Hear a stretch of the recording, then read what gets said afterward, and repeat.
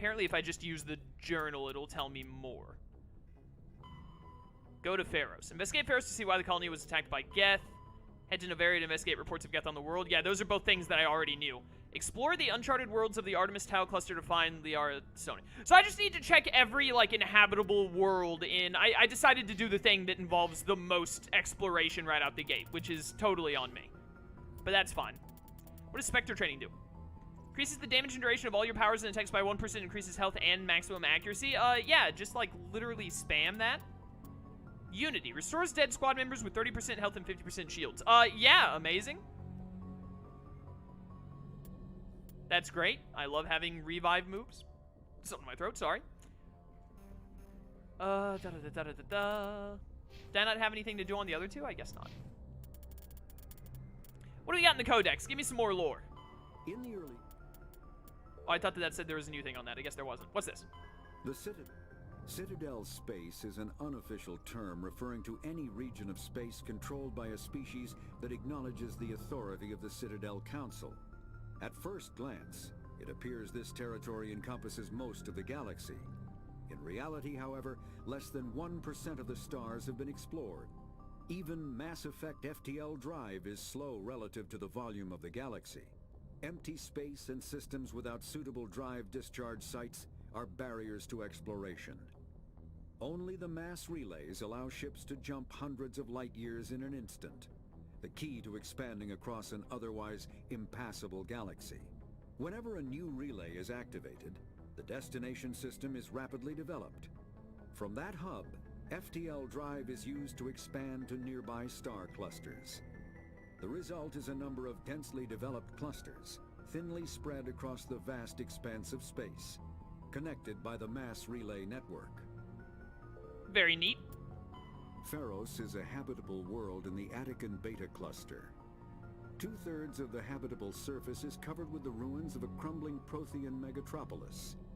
In the millennia since the Prothean extinction, the ruins have been repeatedly picked over by looters many times.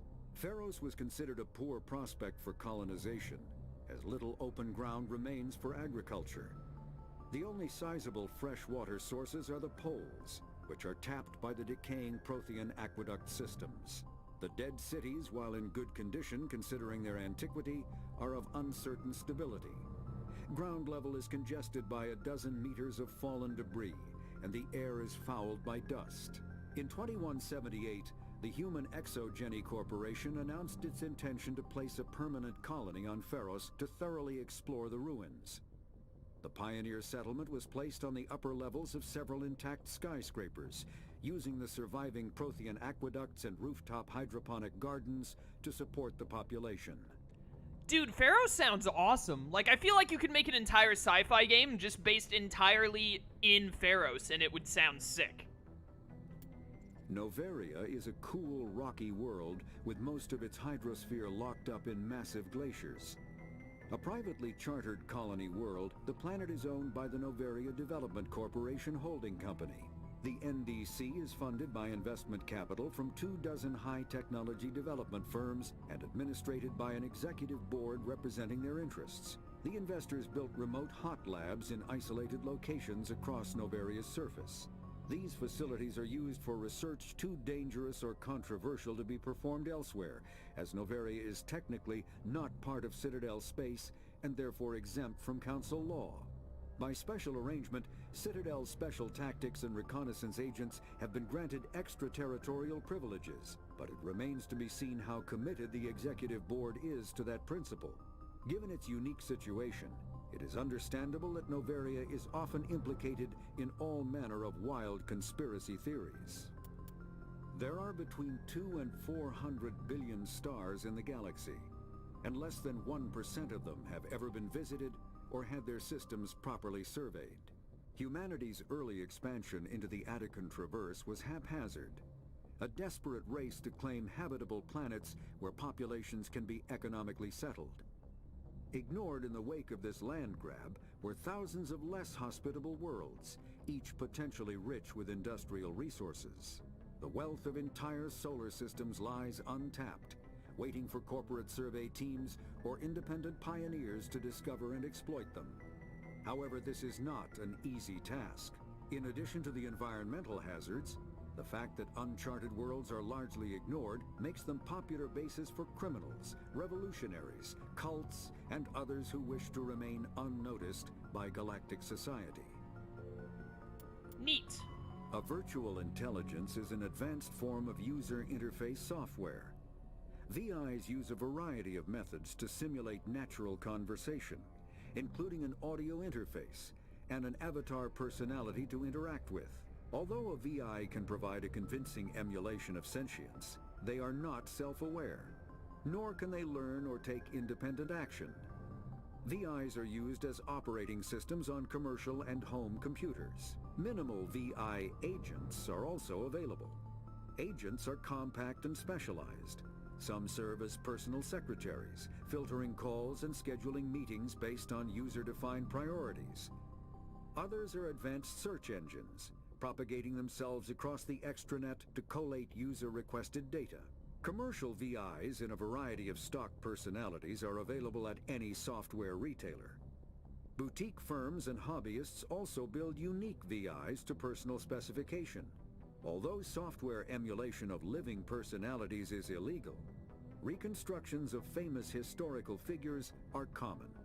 That's really neat too.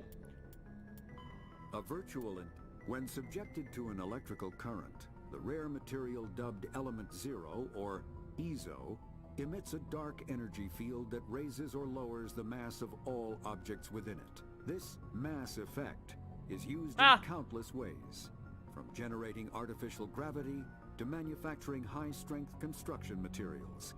It is most prominently used to enable faster-than-light space travel.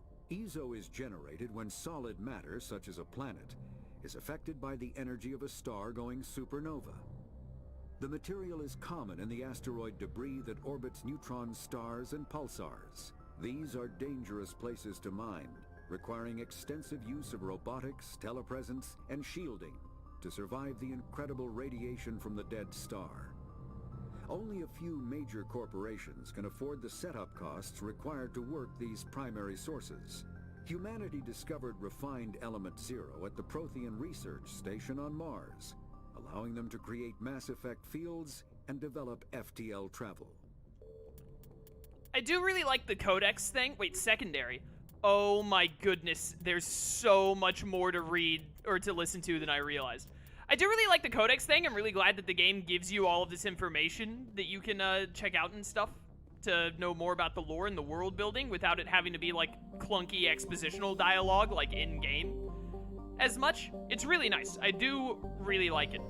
I do kind of wish that the Codex, like when you opened it, it had an option of like you can press X to have the dialogue play or you can just read it, because I wish I could like read it without the voice going over so that I could just read it faster, because I read faster than that voice talks. That's a super minor complaint. It's not a big deal. Porlon is an enormous terrestrial planet, half again the size of Earth. Half again the size of Earth? That just seems like a weird sentence to me. Despite its thick atmosphere, the weak output of the red dwarf Macedon leaves its surface biting cold. The crust is mainly composed of silica, but significant deposits of iron and other industrial metals are present. These... is that lodes or iodes? These lodes may prove rich enough to be profitably mined despite the heavy gravity. Survey. Matriarch's writings recovered. You were scanning the planet Porlon when a strange signal came from orbit. Navigator Presley determined the signal was from an ancient beacon. Your salvage team brought the beacon aboard and found one of Matriarch Dilynaga's writings in its storage compartments. Matriarch Dilynaga must be like some kind of famous person. What is the purpose in surveying, chat? What does it do for me? Patavig is the second of the Macedon system's giant terrestrial planets and by far the more interesting. Most of the surface is covered by a vast sea of liquid ammonia, in which a unique aquatic ammonia-based biosphere is developed. While the frozen continents are largely bereft of life, a rich bounty of complex organisms, many larger than a human, flourish in the chilly toxic seas. While dreadfully inhospitable to humans, Patavig is suitable for colonization by the Volus. Negotiations between the System Alliance and the Volus patrons, the Turian hierarchy, have made good progress. Oh, that's nice. And what do we have here? Fargalese is a standard hydrogen-helium gas giant with an abundance of airborne hydrocarbons. Short, sweet, to the point. I appreciate it. Scans from orbit have detected a large concentration of xenon.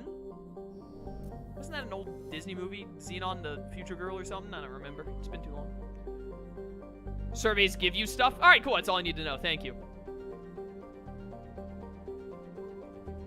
To Sparta!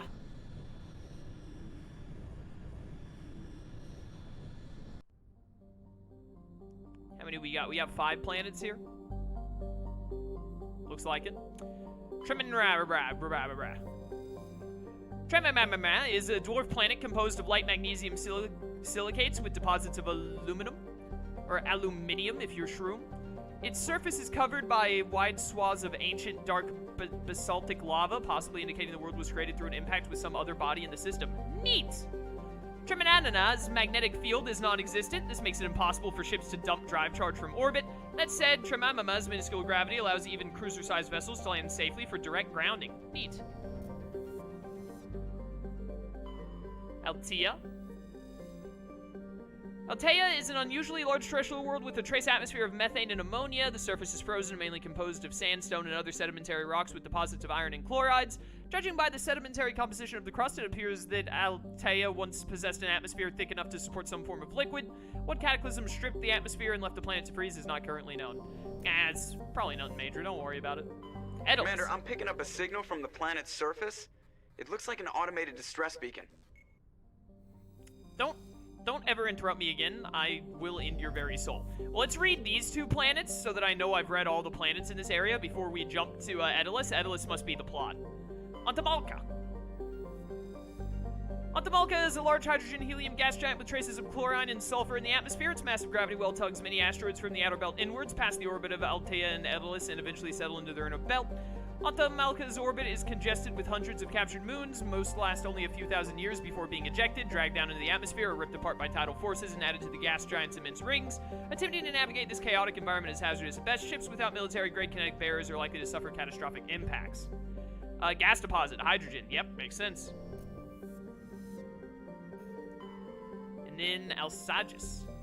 Small distant Alsages is a small terrestrial with a trace atmosphere of methane and argon. I can read, I swear. The surface is composed of water, ice, and calcium with occasional deposits of light metals. During the Alliance's pirate suppression campaign in the 2160s, the Bataran Elim Rampara was caught with his frigate Tenora and grounded on Alsages for drive discharge. When challenged by the cruiser Hyderabad, Rampara refused to surrender. The Teneron was destroyed attempting to take off. The debris is strewn across the southern hemisphere.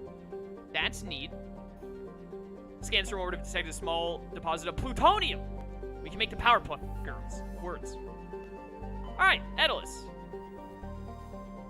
Edelus is a terrestrial planet with an atmosphere of carbon dioxide and nitrogen. Edelus's surface is covered by wide deserts of silicate sand, with only a few areas of igneous rock highlands to break the abrasive, dust-choked wind. Edelus's orbit is congested with debris thrown inwards by the gravity of the gas giant Antamalka. Due to a high rate of meteor impacts, exploration is highly dangerous. That's my favorite kind of exploration! Let's go!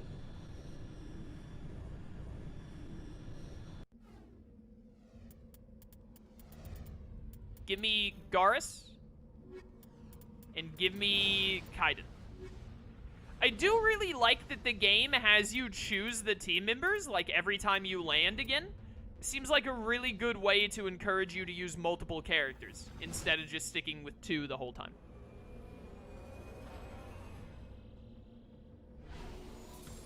Which I really want to use multiple characters throughout this playthrough, not just stick to 2 specifics. Of course, that could end up changing. We'll see. Guess I should immediately open the map. Squad. Kaiden has 8 points. May as well go ahead and, like, max this out. Medicine, huh? Knocks out an organic enemy for 1 second, inflicts 40 toxic damage. Interesting. Reduces the recharge time on first aid by a lot. Giving. Congratulations, team healer. You can heal more now. Well, we've maxed that out already. Oh, you're also a healer. That's right. We should level up your decryption so you can decrypt stuff for me. Damping unlocked. Cool. Advanced sabotage. Congratulations. Then we, get some tactical armor and get some, assault rifle power. Alright. That works. What is this? Oh, assignments. Oh, my goodness. That's for later. I didn't look at the map, you dumb idiot.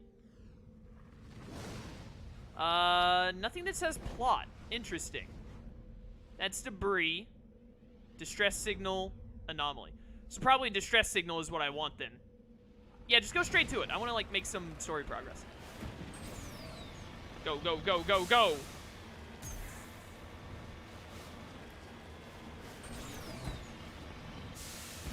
Hello? What's going on over here, huh? I heard you got some distress going down.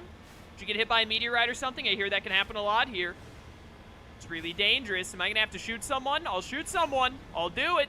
Alliance Marine. That's someone on my side. Oh my goodness! Ah! Shoot faster! Shoot faster! Yo, when you guys said a distress beacon, you did not mention anything about this! I was not told about this! Help is behind me. It's behind me. Yeah, you didn't need that tentacle anyway, don't worry. You look better without it. Take a little off the top. Help, help, help. Fire, fire! Destroy the tentacles, I assume that makes it come back out. Oh, it's mad. Oh, it's friggin' mad, boys. Oh, he's upset. He is not having a good day, and neither am I. Alright, all out of tentacles. Hey there! Ah! Ah! I don't think this thing has hit me yet, but I assume it does a lot of damage if it does. Oh, it hit me! It hit me and it does a lot. It does a lot. Use Omni Gel. Help. Where is it? Where is it? Where? There it is. Is it gonna pop up more tentacles? Not, no. Am I out of range? Yo, it leads its shots? That's madness. Help. How do you strafe in this thing?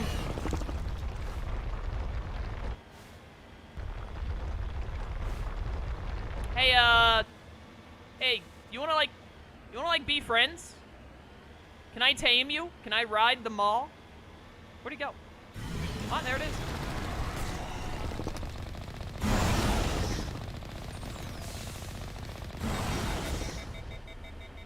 Ah!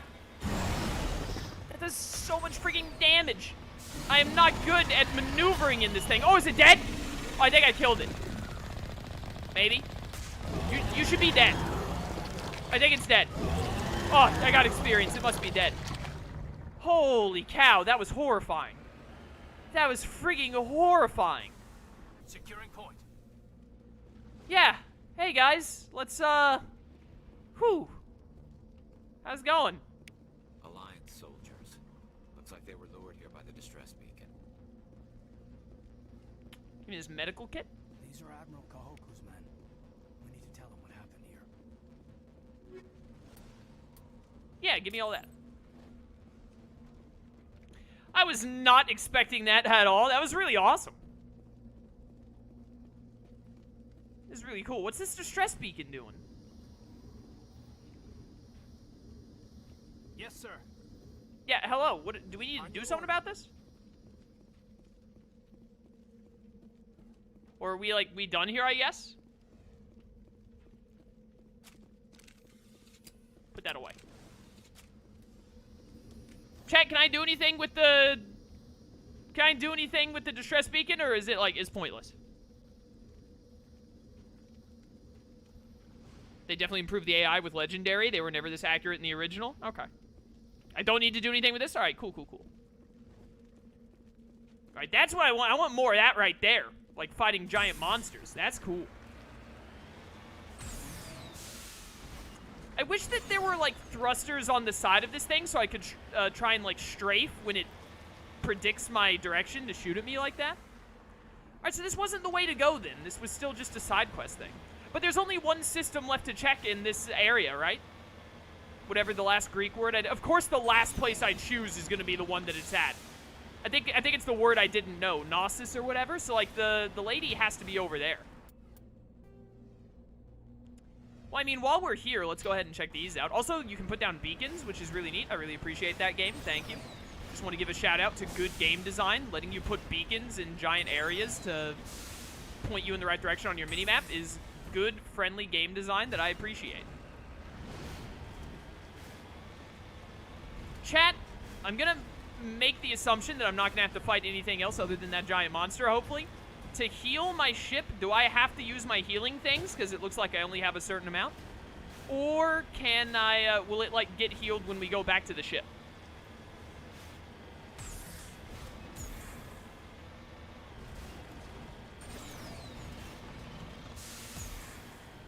What's going on over here, huh? A mummified Solarian. Redeploying. What are Solarians again? Solarians are yeah, they're the bug-looking people. Recover artifact. It's such a basic minigame to, like, hit the buttons that light up, but I friggin' love it. You found Captain Mion's identification tag. How did it appear is impossible to know for sure. Well, you know, maybe that'll be... Sighted. Enemy sighted. I'm sorry, what? Enemy sighted? Enemy? Yo, you're freaking me out, dude. Where is the enemy?